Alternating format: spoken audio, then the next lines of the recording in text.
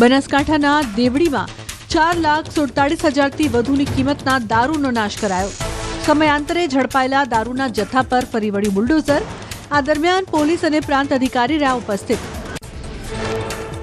સુરતમાં અસામાજિક તત્વો બન્યા બેફામ। નવી સિવિલના કેમ્પસમાં કારનો કાચ તોડવામાં આવ્યો તો પાર્ક કરેલી 3થી વધુ કારને પહોંચાડ્યું નુકસાન। પોલીસે સીસીટીવી દ્વારા શરૂ કરી તપાસ। હોસ્પિટલની સુરક્ષાને લઈ ઉઠ્યા સવાલ।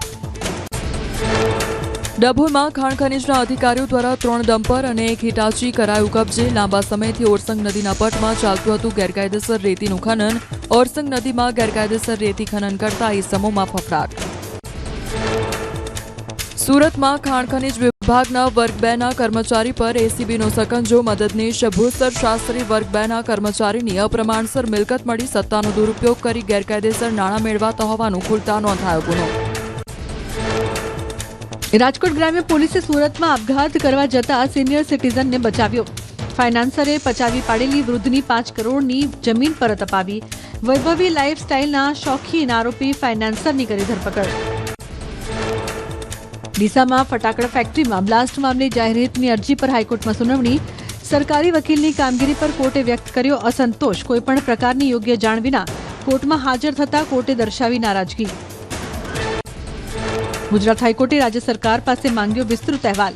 ફેક્ટરીના માલિક દીપક ટ્રેડર્સ અને અન્ય લોકોને પણ પક્ષકાર બનાવવા કોર્ટનો આદેશ। એસઆઈટી રિપોર્ટ અધ્યયન થયો હોય તો એક્શન ટેકન રિપોર્ટ આપવા કોર્ટે આપ્યો નિર્દેશ। મેઘરજમાં ખાતર મામલે ખેડૂતોએ કર્યો હોબાળો। સંઘના ગોડાઉનમાં રજાનું બોર્ડ મારતા ખેડૂતોમાં રોષ। વિફરેલા ખેડૂતોએ ગોડાઉનનું તાળું તોડી અંદર ઘૂસ્યા। ખાતરની અછતના દાવા વચ્ચે ગોડાઉનમાં મળ્યું ખાતર। મેઘરજમાં ખાતર હોવા છતાં પૂરતું ખાતર ન આપતા હોવાનો દાવો। ખાતર બ્લેકમાં વેચતા હોવાનો ખેડૂતોનો આક્ષેપ। વહેલી સવારથી કતારમાં ઉભેલા ખેડૂતોમાં આક્રોશ। રાજકોટના ધોરાજીમાં મગફળીના ખેડૂતોને હાલાકી। ગ્રેડિંગના નામે માલનું રિજેક્શન અને મગફળી ખરીદ કેન્દ્ર અચાનક બંધ રખાતા ખેડૂતોમાં રોષની લાગણી। પૂરી ચકાસણી બાદ પણ ગોડાઉન પર પહોંચેલો માલ રિજેક્ટ કરી દેવાતા ઉઠ્યા સવાલ। હિંમતનગરમાં કોંગ્રેસની જન આક્રોશ યાત્રાનો કરાયો વિરોધ। પોલીસ પરિવારોએ મેવાણીના નિવેદનનો કર્યો વિરોધ। જન આક્રોશ યાત્રાને રોકીને બેનર અને સૂત્રોચ્ચાર સાથે કરાયો વિરોધ।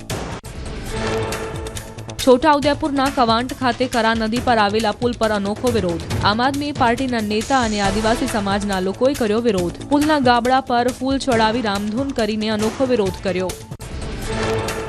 સુરતમાં હજીરાની મોરા દામકાની ખાડીમાં મૃત માછલીઓ મળવા મામલે રજૂઆત કરાઈ। મોરા ગામનું ડ્રેનેજ સીધું દરિયામાં છોડવામાં આવતું હોવાનો ગ્રામજનોએ કર્યો આક્ષેપ। જવાબદારો સામે ગુનો નોંધવાની ગામ લોકોએ કરી માંગણી। છોટાઉદેપુરમાં ભારજ નદી પરનો બ્રિજ જોખમી। બ્રિજ પર મસમોટા ખાડા પડ્યા। માર્ગ પરથી પસાર થવું રાહદારીઓ માટે જોખમકારક બન્યું। લોકોની સલામતી માટે ઉઠ્યા સવાલો। ગોધરાના મહુલિયા ગામમાં મેશરી નદી પર બનાવાયેલા કોઝવેને લઈ હાલાકી। રોડની ઊંચાઈ અને નદીની સ્થિતિને ધ્યાનમાં ન લેવાતા ચોમાસા બાદ પણ પાણીમાં ગરકાવ રહે છે કોઝવે। ગામ લોકોને નદીના બીજા કાંઠે પહોંચવા પડે છે હાલાકી। ગામ લોકો વીજકર્મી, આંગણવાડી અને આરોગ્ય વિભાગના કર્મીઓ સહિત તમામ ઘૂંટણસમા પાણીમાંથી પસાર થવા મજબૂર। કોઝવે તૂટેલો હોવાથી પાણીમાં પડી જવાનો રહે છે ડર। ગામ લોકોએ વહેલી તકે નદી પર ઊંચો પુલ બનાવવા કરી માંગ। વડોદરામાં પતિની હત્યા કરનાર પત્નીને સાથે રાખીને પોલીસે કર્યું ઘટનાનું રિકન્સ્ટ્રક્શન। આરોપી ગુલબાનુની પૂછપરછમાં થયા ચોંકાવનારા ખુલાસા। ગુલબાનુએ રાત્રે 1 વાગે પ્રેમી તૌસીફને વોટ્સએપ કોલ કરી બોલાવ્યો હતો ઘરે। મહેતાબે ગુલબાનુના દુપટ્ટાથી ઇરશાદને ગળે ટૂંપો આપીને હત્યા કર્યાનો ખુલાસો। પ્રેમી મોહમ્મદ તૌસીફ અને મહેતાબને શોધવા પોલીસની 2 ટીમ મુંબઈ જવા રવાના થઈ। ઇરશાદનું છાતીમાં દુખાવાના કારણે મોત થયાનું જણાવીને કરાઈ હતી દફનવિધિ।